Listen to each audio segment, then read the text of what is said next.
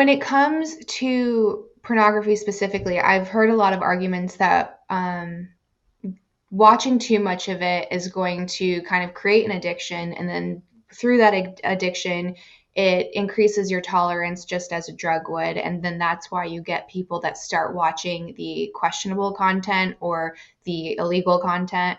And it's not that that person had predispositions, it's that it's the porn that's the problem, and it's the dopamine hits by tube sites and having like that suggestion pull on the left. That's like, okay, well, keep watching, and watch as it like slowly gets more questionable, and then all of a sudden, I mean, this is gonna, it's kind of a leap from what we were just talking about, but I was watching this documentary, and this the one of the founders was blaming pedophilia on porn, and he said that the reason that pedophiles exist is because of a porn addiction, and that that tolerance just gets so distorted that that's the only thing that can get them where they need. And I'm like, that, I obviously am a little bit biased because I come from that industry, but I just feel like that's a huge overstep. And I would love, from a scientist's perspective, for you to kind of break that down. Right. So I'll start with the part about pedophilia. Definitely watching too much porn is not going to lead someone to become pedophilic, because pedophilia is a paraphilia. This is actually one area that I did study as well. My supervisor had $1 million grant from the Canadian government to do brain imaging research on pedophilia, because sexual offending is one area of research that does get funded quite readily, because public safety is very important. Mm-hmm. And we obviously want to protect children and protect potential victims. So it is biological sexual. So pedophilia, I should define it too, because I think sometimes people can think it means certain things that it doesn't. It's a sexual preference in children under the age of 11. So these Oh, are wow. children who are prepubescent. Mm-hmm. So sometimes, I mean, people use the word pedophile to sometimes refer to sexual preference to teenagers, which is not accurate.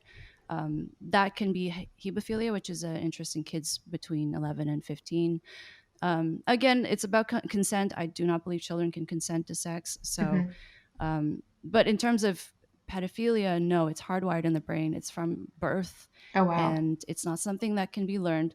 Pedophilia, so the sexual interest in children is different from sexual offending, though, because it's someone who's pedophilic, they have this sexual attraction to kids. They may or may not act out on it, just as someone who abuses a child may or may not be pedophilic.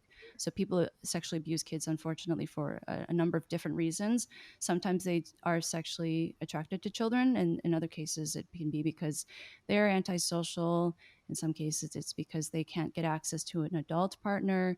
There are a number of different reasons, but 100% no, it's not due to pornography. It's not something that you learn. And then in terms of the addiction model regarding porn, and whether it can be people's tastes become more extreme the more they watch, that's also not true. Mm-hmm. If you ask these individuals, they will tell you, if they feel that they can speak openly about this and not be judged, that generally whatever it is that they're looking at, the more extreme content, is what they like to begin with. It just took them a while to eventually get there, to find it, maybe to accept that about themselves. It's not something that, again, people learn, because the average vanilla man is not going to, by vanilla, I mean not kinky, Mm-hmm. is not going to enjoy looking at some of these categories of pornography. So, if anything, he'll probably be quite put off by them.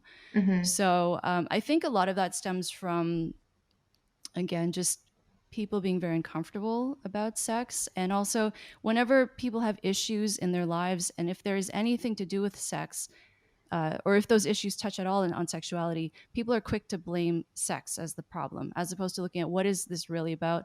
What are the underlying causes? What is the root cause? Because that's ultimately what's going to help that person if they are struggling with excessive sexual behaviors, or as a, with so-called porn addiction, it's usually procrastination and anxiety.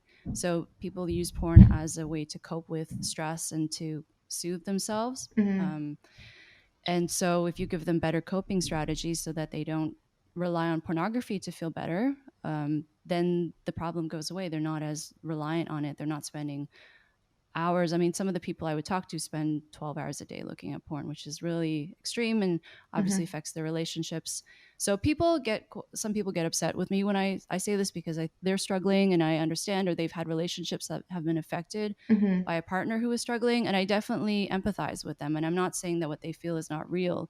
But again, I think if we want to help people who are struggling with this, it's important to talk about it honestly, and to just call it an addiction, and say, in some cases it's because someone does experience a lot of guilt about even having sex, period.